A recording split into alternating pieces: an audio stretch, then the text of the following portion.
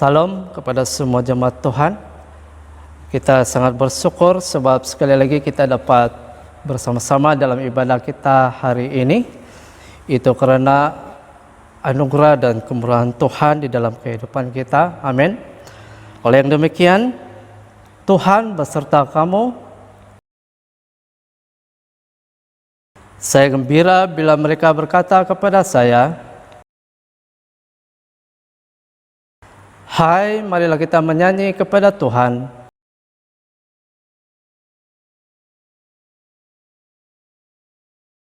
Allah itu roh.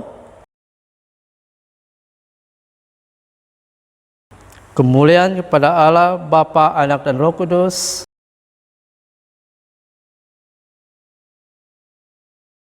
Sekarang mari kita bersama-sama di dalam doa untuk kesucian. Ya Allah yang Maha Kuasa, semua hati manusia terbuka di hadapan Tuhan.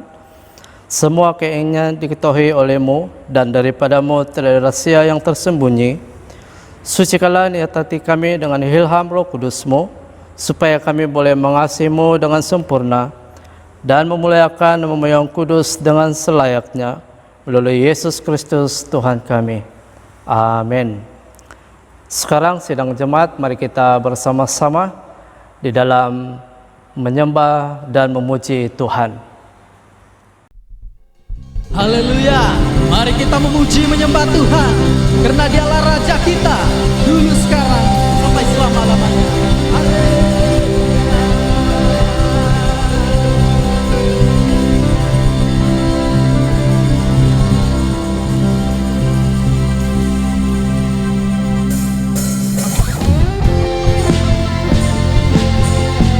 Aku terus menyembah Engkau Tuhan.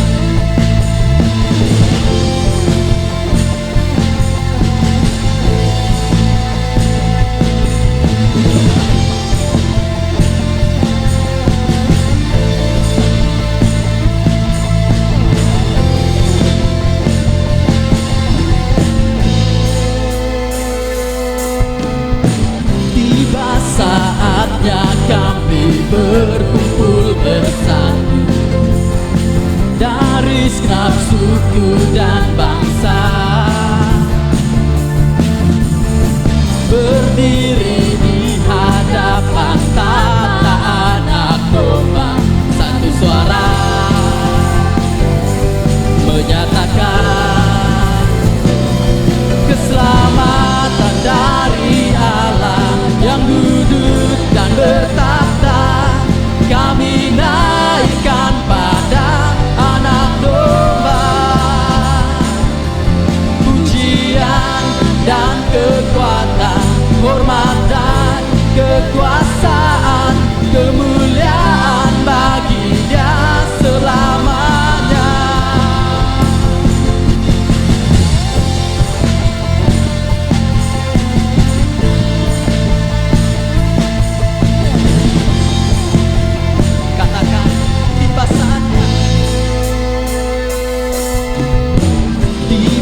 Saatnya kami berkumpul bersatu dari segenap suku dan bangsa,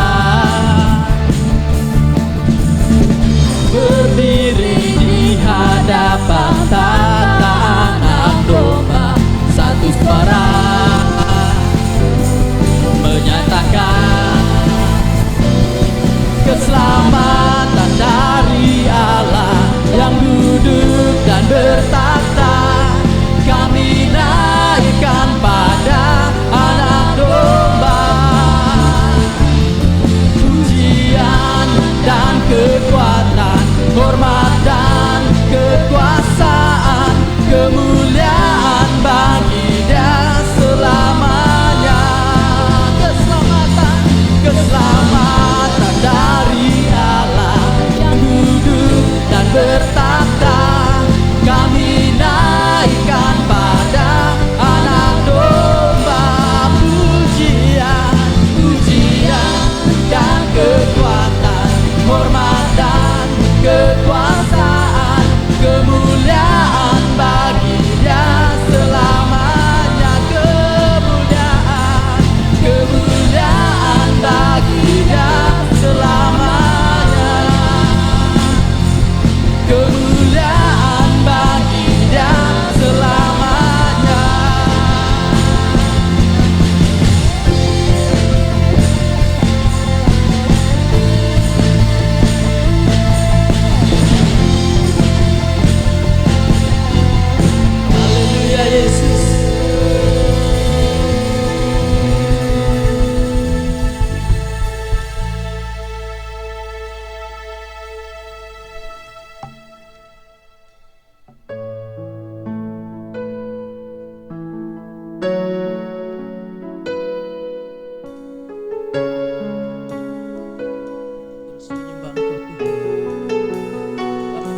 Engkau Yesus.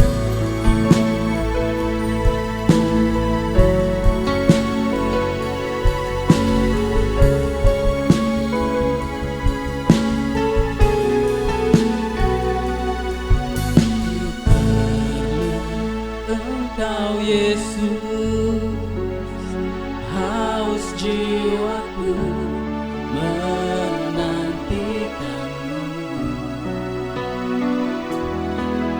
Ku percaya kau penuh pengharapanku di dalam-Mu. Yesus, hanya Kau yang ku andalkan, melebihi siapapun juga. Yesus, hanya Kau ku percaya di setiap waktu. Tiada lain yang ku andalkan selain Kau, Yesus.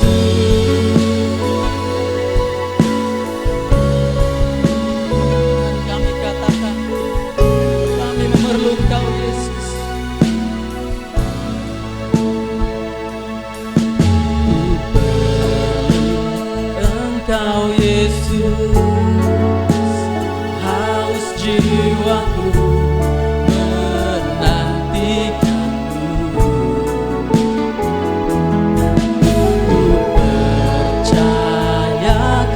penuh pengharapanku di dalam-Mu.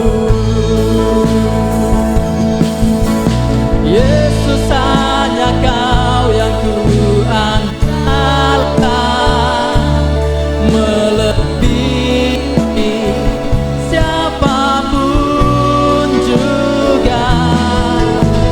Yesus, hanya Kau yang ku percaya di setiap waktu. Tiada lain yang ku andalkan selain Kau, Yesus. Hikmat-Mu lebihi pikiranku, jalan-Mu di atas segala jalanku. Tinggi dan dalamnya kasih-Mu, hanya Kau, Yesus, yang ku andalkan. Hikmat-Mu Tuhan, hikmat-Mu lebihi pikiranku, jalan-Mu atas segala jalanku. Tinggi dan dalamnya kasih-Mu, hanya Kau, Yesus, yang ku andalkan. Hanya Kau, Yesus, yang ku andalkan.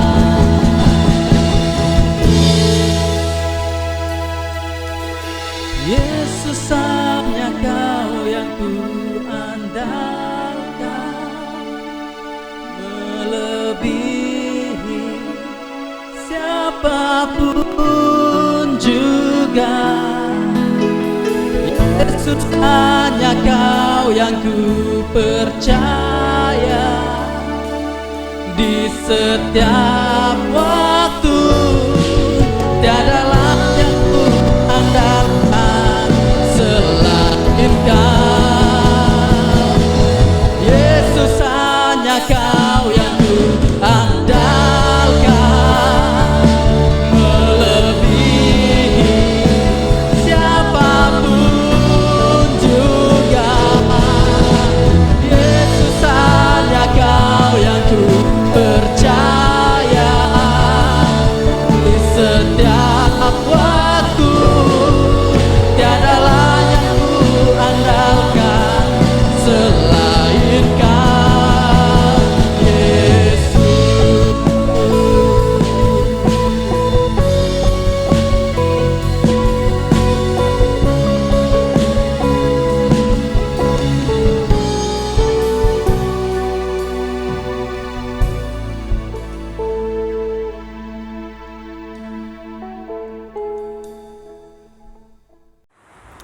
Shalom kepada semua jemaat Tuhan. Sekali lagi kita bersyukur karena dapat bersama untuk belajar sebagian lagi daripada firman Tuhan untuk minggu ini. Ya. Jadi sebelum itu mari kita tunduk kepala, kita berdoa, dan saya pimpin kita di dalam doa. Mari kita berdoa. Bapa di surga, sekali lagi kami mengucap syukur karena hari ini kami dapat meneruskan ibadah kami bersama-sama, dan sebentar lagi kami mendengar sebagian lagi daripada firman-Mu. Kami berdoa supaya Roh Kudus Tuhan memimpin menyertai hamba-Mu, dan kami semua mendengar supaya firman Tuhan ini benar-benar menjadi sesuatu yang bermanfaat bagi hidup kami, khususnya selama kami berjalan bersama dengan Yesus. Terima kasih Tuhan, di dalam Yesus Kristus kami berdoa.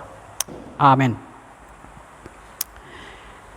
Nah, untuk minggu ini kita akan belajar satu lagi firman Tuhan, dan ini kita akan ambil berdasarkan kepada Markus pasal 8 ayat 31-38 ya.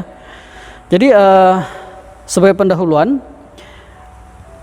petikan khotbah ini memberi kita satu message bahwa untuk berjalan bersama dengan Yesus itu tidak menjamin satu kenikmatan atau keindahan, ya. Itulah sebabnya kalau kita masih ingat ketika seseorang mengatakan kepada Yesus begini, "Aku akan mengikut engkau kemana saja engkau pergi." Tapi apakah jawaban Yesus? Dia mengatakan, "Serigala mempunyai liang dan burung mempunyai sarang, tetapi anak manusia tidak mempunyai tempat untuk meletakkan kepalanya." Itu boleh kita melihat dalam Lukas pasal 9 ayat 58 ya. Jadi adakah itu berarti bahwa hidup berjalan bersama dengan Yesus ini adalah sesuatu yang sia-sia? Nah, sebelum kita melihat ini jawabannya, ya, perhatikan ini. Meskipun tidak ada jaminan akan keberuntungan atau keindahan atau kenikmatan secara duniawi bila kita mengikut Yesus, tapi ada satu janji Tuhan di mana Dia ada dan sentiasa menolong kita dari segala beban berat kita kelak, ya. Sebab ini boleh kita melihat bagaimana Dia telah sanggup, ya, menanggung, memikul dosa kita, ya. Allah dengan penuh kesabaran melakukan segala-galanya untuk kita. Dan pengalaman penderitaan inilah yang Yesus coba ajarkan, sampaikan kepada murid-muridnya, di mana menderita, ditolak, bahkan dibunuh, itu adalah perkara yang boleh saja terjadi saat mereka mengambil keputusan untuk mengikut atau berjalan bersama dengan Yesus. Jadi berdasarkan kepada teladan Yesus, saat Dia menyatakan jalan berliku yang bakal dilalui murid-muridnya ketika mereka membuat keputusan untuk berjalan bersama dengan Yesus, apakah untuk kita hari ini yang kita boleh belajar?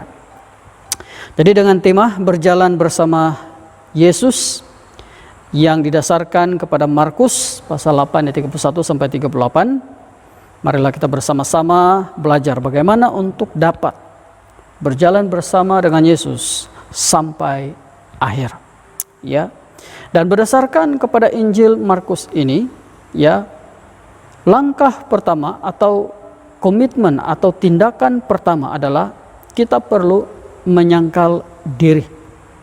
Dan untuk menyangkal diri ini, itu berarti kita mengenakan kebenaran Allah, yaitu kita kenakan atau guna pakai atau praktikan di dalam hidup kita.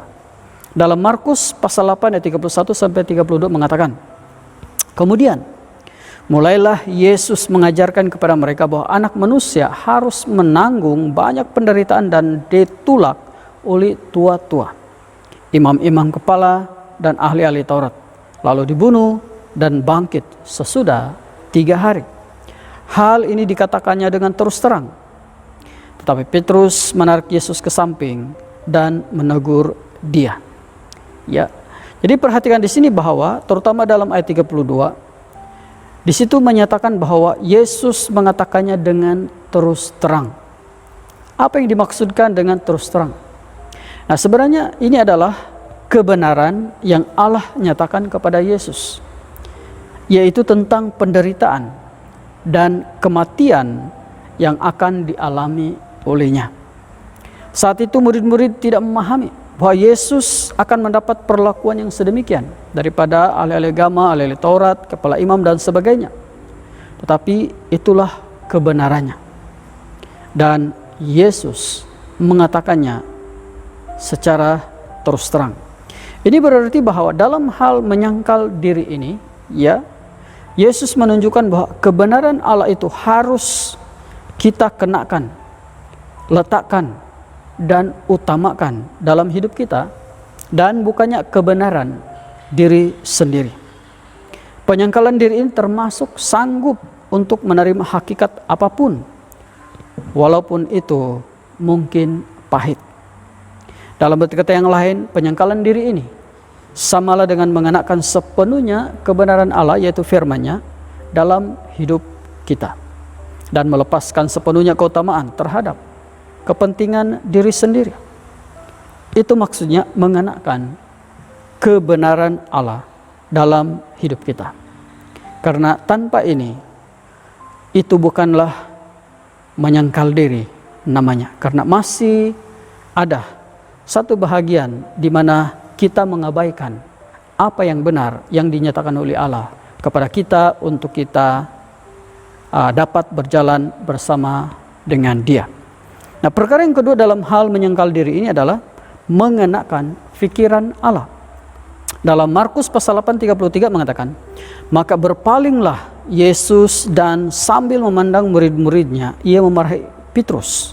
Katanya, "Enyalah iblis, sebab engkau bukan memikirkan apa yang dipikirkan Allah, melainkan apa yang dipikirkan manusia." Nah, dalam ayat sedikit di dalam ayat 30 tadi dikatakan di situ, tetapi Petrus menarik Yesus ke samping dan menegur dia.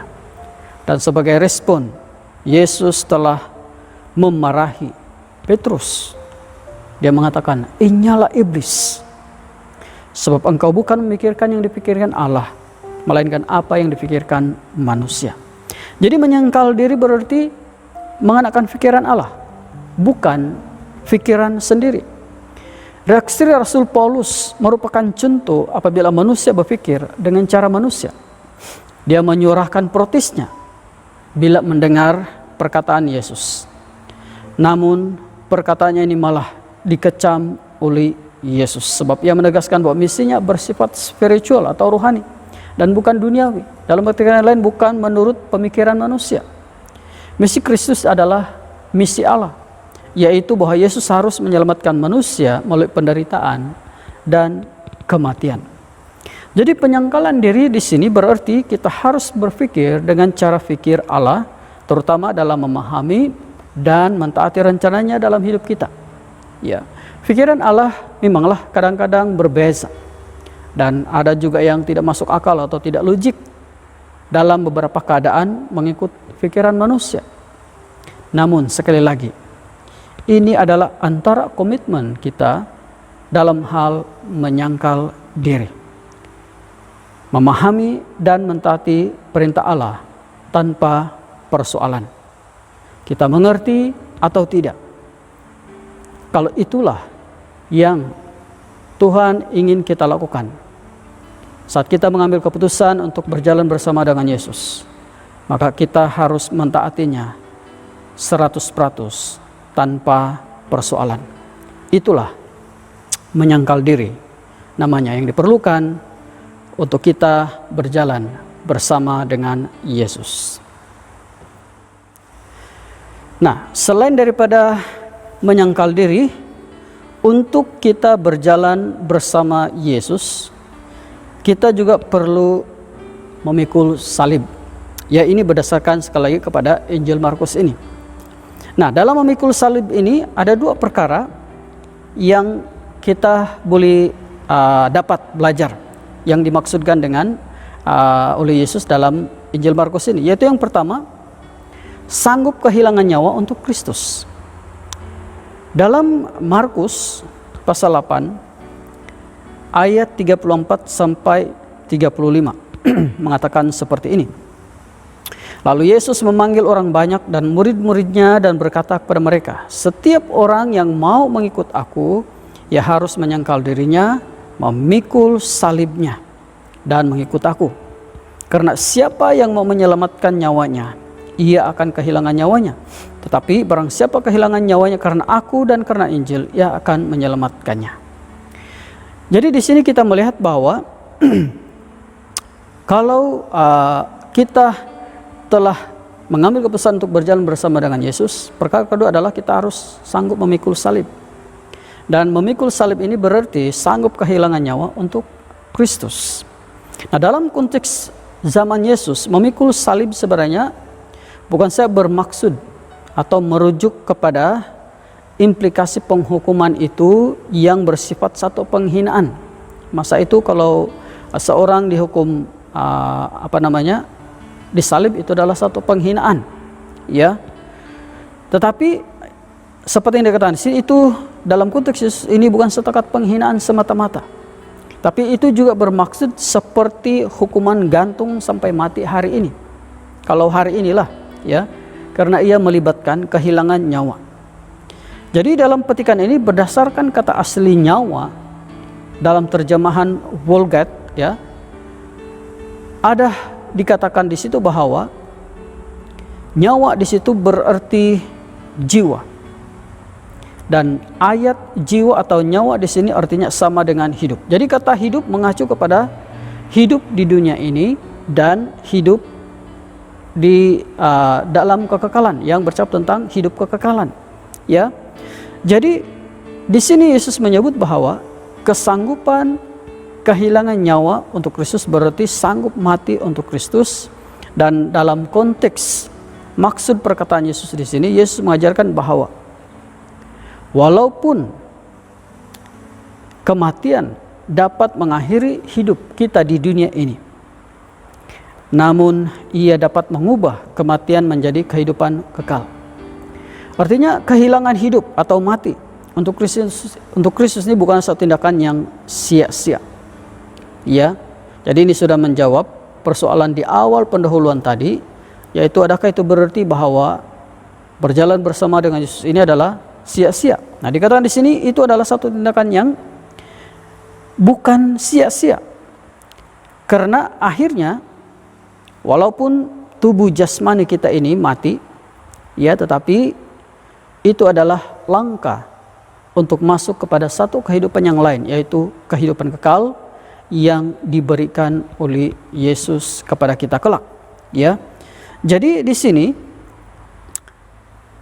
apabila kita sanggup kehilangan nyawa untuk Kristus, itu adalah karena kita menyadari bahwa kehidupan kekal di dalam Kristus adalah yang terpenting dalam hidup kita berbanding kehidupan jasmani yang tidak kekal ini. Walaupun kita tahu, tapi ini bukan mudah, ya. Itulah sebabnya dia dipanggil memikul salib. Walaupun kita tahu bahwa jasmani kita ini mati, tapi kita akan mendapat kehidupan kekal. Tapi tidak ramai orang, atau ada juga setengah orang masih tidak sanggup untuk mati secara jasmani untuk Tuhan. Ya, mereka masih mementingkan hidup jasmani berbanding dengan hidup rohnya. Jadi ini bukan satu tindakan atau keputusan yang mudah sebenarnya. Dan itulah sebabnya mengapa untuk berjalan bersama dengan Yesus ini adalah salah satu harga yang perlu kita bayar, yaitu sanggup kehilangan nyawa atau hidup jasmani ini. Ya, itulah memikul salib namanya. Dan perkara yang kedua dalam hal memikul salib ini adalah bukan saja kita sanggup kehilangan nyawa untuk Kristus, tapi sanggup kehilangan dunia untuk Kristus. Nah, dalam Markus pasal 8 36-37 mengatakan, apakah gunanya seorang memperoleh seluruh dunia tetapi ia kehilangan nyawanya? Karena apakah yang dapat diberikannya sebagai ganti nyawanya? Ayat di atas berarti bahwa seorang yang menjadi pengikut Kristus lebih mengutamakan Kristus dalam hidupnya berbanding kehidupan duniawi. Bukanlah berarti dunia ini, sementara kita hidup di dunia ini tidak penting. Penting, ya. Tetapi dunia ini kita jalani sementara kita di dunia ini. Tapi keutamaan kita adalah hidup untuk Kristus. Dan kalau kita harus memilih antara Kristus dengan dunia, sudah pastilah sebagai orang yang mau berjalan bersama dengan Yesus, kita harus sanggup kehilangan dunia ini semata-mata untuk Kristus. Jadi dalam hal ini, apakah artinya mengutamakan hidup duniawi? Yang mana sehingga itu dianggap sebagai sesuatu memikul salib, artinya sesuatu yang sukar untuk kita lepaskan, ya, sementara kita di dunia ini. Itu berarti atau samalah seperti kehidupan dunia itu adalah bagaimana kita coba melepaskan diri daripada keinginan daging, keinginan mata, keangkuhan hidup, dan sebagainya. Perkara-perkara ini bukan mudah, karena perkara-perkara inilah yang selalu ingin kita puaskan, yang selalu kita ingin penuhi, ya. Jadi untuk melepaskannya bukan mudah. Jadi itu berarti bahwa apabila kita mengambil keputusan untuk kehilangan hidup dunia, itu bermaksud kita melepaskan diri dari ikatan terhadap ketiga kecenderungan tadi, dan sebaliknya mengikat diri kepada Kristus. Hidup seperti ini adalah hidup memikul salib, karena bukan mudah untuk melepaskan ini. Kalau kita jujur, bukan mudah untuk kita melepaskan keinginan-keinginan dunia kita ini. Tapi untuk berjalan bersama dengan Yesus, kita harus selalu memikirkan hal-hal surgawi daripada hal-hal duniawi. Jadi dengan demikian, barang siapa yang mengutamakan dunia, ia akan kehilangan hidup surgawi. Namun barang siapa kehilangan hidup duniawi demi Tuhan dan Injil, ia sebenarnya memperoleh hidup surgawi. Dan dalam hal ini Yesus menjanjikan kehidupan kekal kepada mereka yang dengan rela hati mau melepaskan hidup dunia ini. Ia sendiri memberikan teladan dengan menyerahkan nyawanya sebagai gembala yang baik, berkorban demi domba-dombanya. Demikianlah halnya kelak kita dalam hal memenuhi tuntutan untuk memikul salib, sementara kita berjalan bersama Yesus. Nah, perkara yang ketiga adalah setelah kita menyangkal diri, memikul salib, barulah kita boleh bercakap tentang mengikut Yesus. Ya, tapi ada orang duluan mengikut Yesus, dia bilang. Tapi apabila sampai kepada tuntutan yang lain, menyangkal diri, mengikut salib, dia tidak sanggup sudah. Ya. Jadi dalam hal ini, setelah kita memenuhi dua perkara ini, maka barulah kita dapat mengikut Yesus. Tapi apabila kita sudah mengambil keputusan untuk mengikut Yesus, masih ada beberapa perkara yang perlu kita pegang terus-menerus dalam hidup kita. Yaitu yang pertama, tidak malu karena mengikut Kristus. Ya, kalau kita mengikut Kristus jangan malu-malu. Nah, dalam Markus pasal 8 38 dikatakan di situ, sebab barang siapa malu karena aku. Ya, saya sengaja highlight di situ. Dan karena perkataanku di tengah-tengah angkatan yang tidak setia dan berdosa ini, anak manusia pun akan malu karena orang itu apabila ia datang kelak dalam kemuliaan Bapanya diiringi malaikat-malaikat kudus. Jadi jelas di sini bahwa setiap manusia akhirnya akan diadili oleh Kristus. Ia adalah hakim yang akan mengadili semua orang yang hidup maupun yang sudah mati.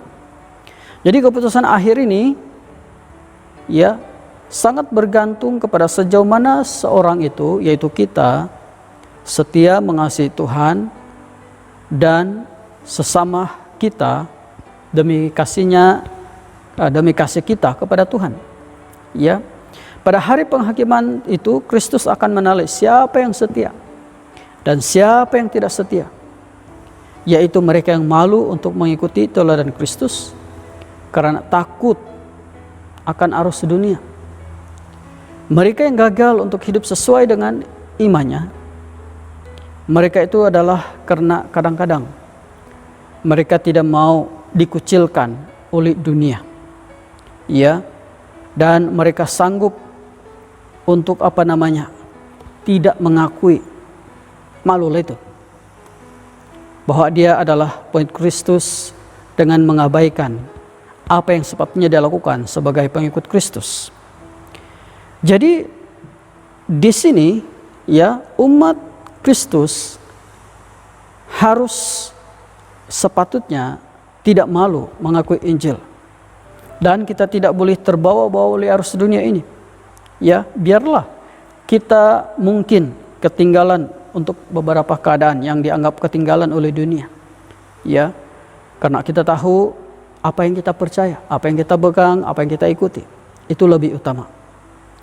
Dan saya percaya kalau benar-benar kita mengikuti Tuhan, bukan arus dunia yang akan memberi pengaruh kepada kita. Sebaliknya kitalah yang akan nanti memberikan pengaruh yang sudah pastilah baik untuk mengubah dunia. Dan ini adalah rahmat daripada Tuhan kalau kita benar-benar setia mengikut Yesus. Nah, perkara yang kedua dalam hal mengikut Yesus ini adalah masih dalam ayat yang sama, yaitu Markus pasal 8:38. Tetapi kali ini merujuk kepada tidak malu karena perkataan Kristus. Kalau tadi tidak malu karena mengikut Yesus, kali ini perkataan. Dalam Markus pasal 8:38 di situ dikatakan, sebab barang siapa malu karena aku dan karena perkataanku. Ya, itu saya highlight. Di tengah-tengah angkatan yang tidak setia dan berdosa ini, anak manusia pun akan malu karena orang itu apabila datang kelak dalam kemuliaannya, Bapaknya diiringi malaikat-malaikat kudus. Jadi dalam konteks ini perkataan, ya, karena perkataanku, perkataan di sini sudah pastilah merujuk kepada firman-Nya, baik melalui apa yang tertulis di dalam Alkitab kita, perjanjian baru, maupun dari ucapan perkataan Yesus sendiri. Ya, panduan hidup kita ini adalah berdasarkan kepada firman-Nya. Oleh itu kita tidak harus malu sama ada hidup sesuai dengan firman tersebut atau untuk memperkatakannya kepada orang lain dengan menunjuk kepada dirinya sendiri sebagai teladan, yaitu melalui bagaimana dia melaksanakan misinya kepada salib. Yesus mengajarkan bahwa kita para pengikutnya harus melalui jalan yang sama. Hidup sebagai seorang Kristen dengan segala tuntutannya merupakan sebuah salib yang harus dipikul ketika kita mengambil keputusan untuk mengikut Yesus. Ya, jadi dalam hal ini kita tidak harus malu sama ada mengikut Kristus atau mempraktikkan, mentaati perkataan-perkataan Kristus. Jadi sebagai kesimpulan, Kristus tidak pernah mengajarkan kepada kita jalan pintas yang berupa ketaatan sesaat atau dedikasi yang hanya sesekali atau separuh jalan. Tetapi untuk berjalan bersama Yesus, itu adalah sesuatu yang menghendaki kita memberikan komitmen sepenuhnya seumur hidup. Dan ini melibatkan penyangkalan diri, memikul salib, dan mengikut Yesus dengan ketaatan dan kesetiaan terhadap kehendak Allah sebagaimana yang ditunjukkan oleh Yesus kepada kita. Tujuan yang ditentukannya bagi manusia adalah kehidupan kekal. Tidak ada tujuan yang lain oleh Yesus untuk kita sebenarnya. ya, Dia mau kita akhirnya dapat memperoleh kehidupan kekal ini. Ya.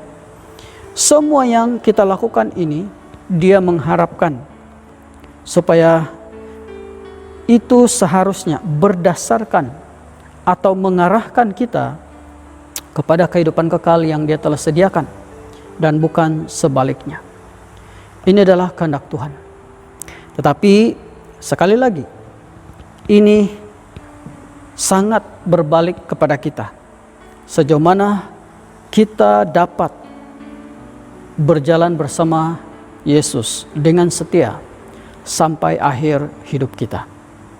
Jadi semoga renungan dan ibadah kita sepanjang musim puasa ini ya akan turut memperdalamkan lagi kerinduan hati kita untuk berjalan bersama Yesus dengan mentaati setiap firman-Nya untuk panduan hidup kita sampai ke garisan akhir.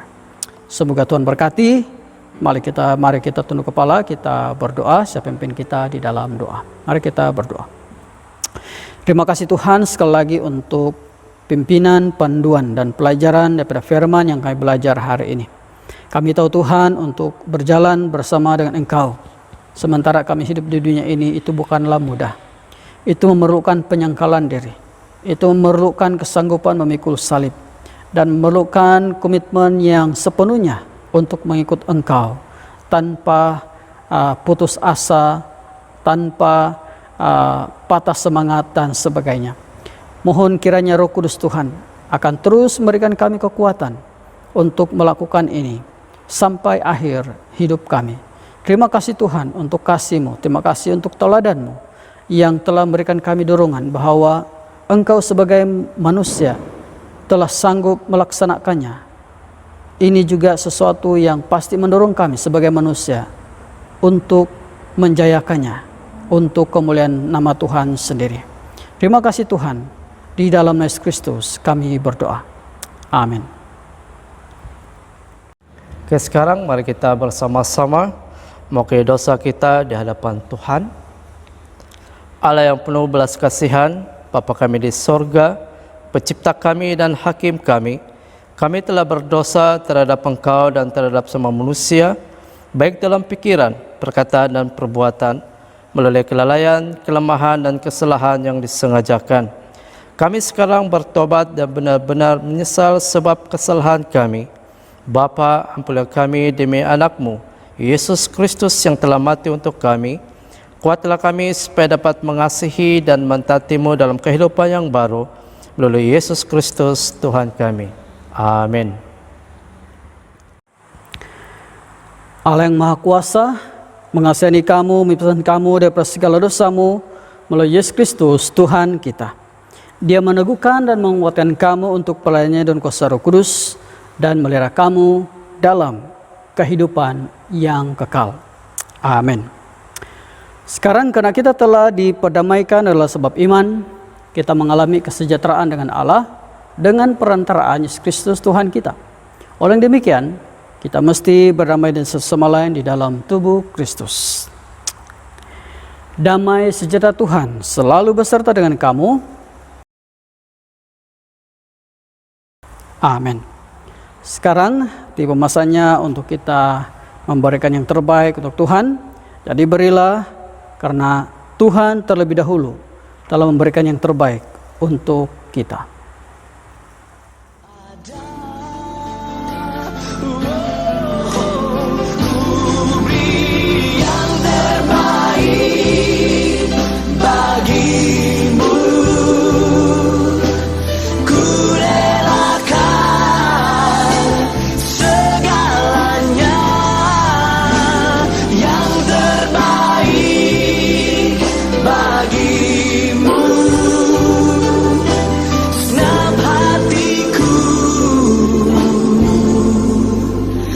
Segenap jiwaku.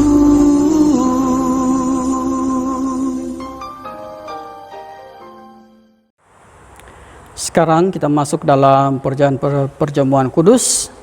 Kita masuk dalam doa pengudusan. Semua kemuliaan kepadamu Bapa kami di surga, sebab di dalam kemurahan-Mu Engkau menyerahkan anak-Mu yang tunggal, Yesus Kristus, untuk disiksa dan mati di atas kayu salib untuk penebusan kami.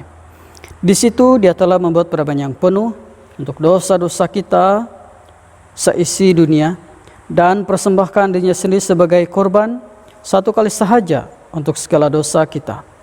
Dia telah menentukan dan di dalam Injilnya merintahkan kita untuk melanjutkan perjamuan ini sebagai peringatan abadi akan kematiannya yang sangat tinggi nilainya sampai Dia datang kembali. Dengarlah kami yang minta dengan rendah hati, ya Bapa yang berkasihan, dan kurniakanlah supaya melalui kuasa Roh Kudus kami yang menerima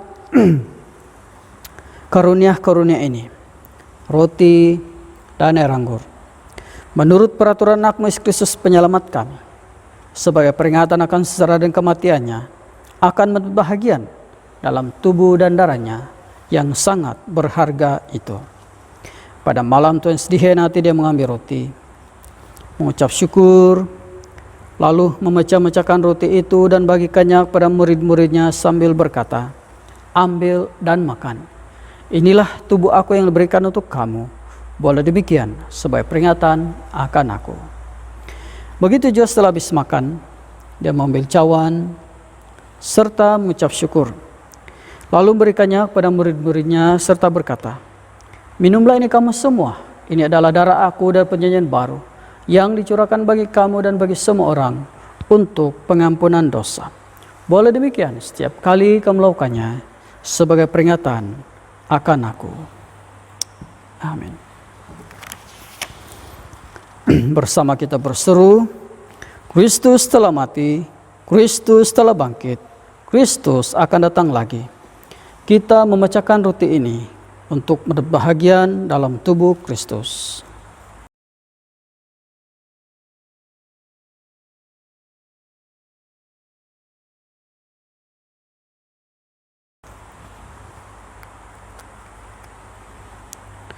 Berbahagialah mereka yang dijemput ke perjamuan domba.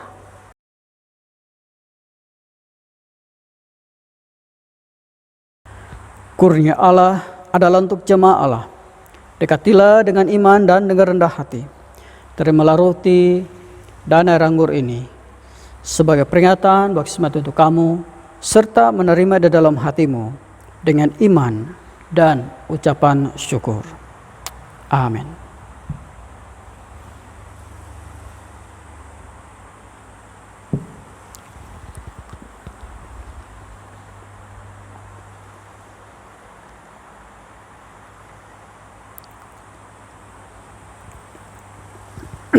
Sekarang bolehlah elemen perjamuan kudus dibagi oleh pemimpin atau ketua keluarga kepada anggota masing-masing.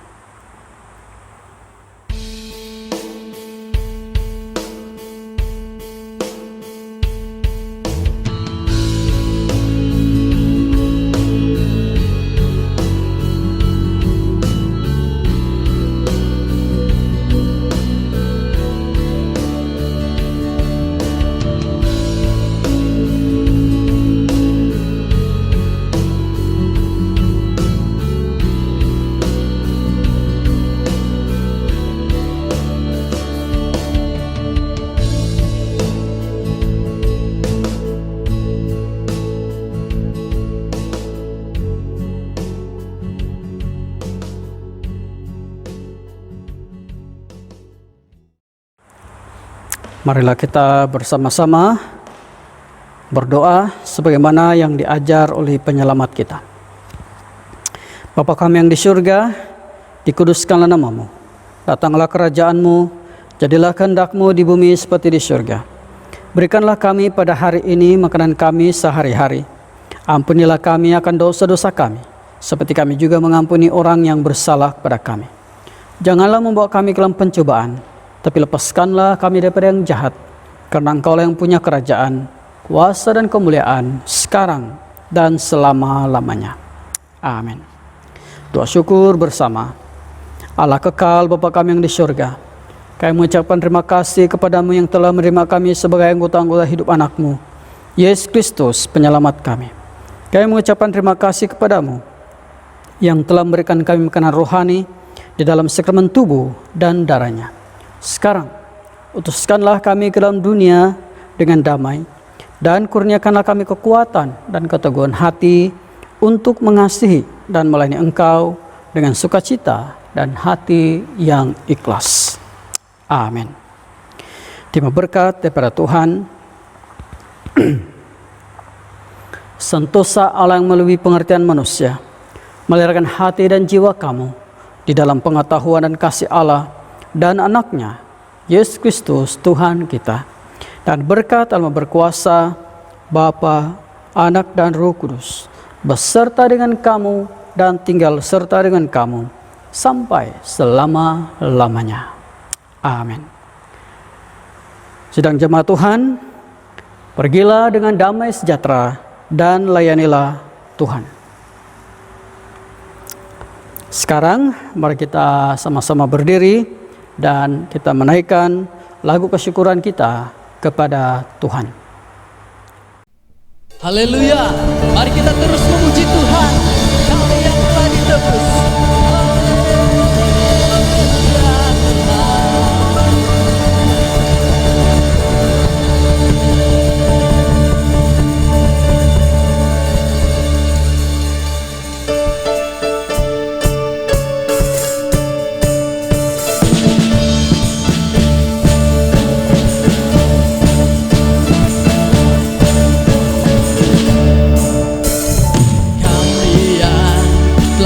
Tebus dengan darah yang kudus, mengangkat pujian bagimu. Kami bait kudusmu sebagai bukti karyamu, nyatakan Kau besar dan hidup.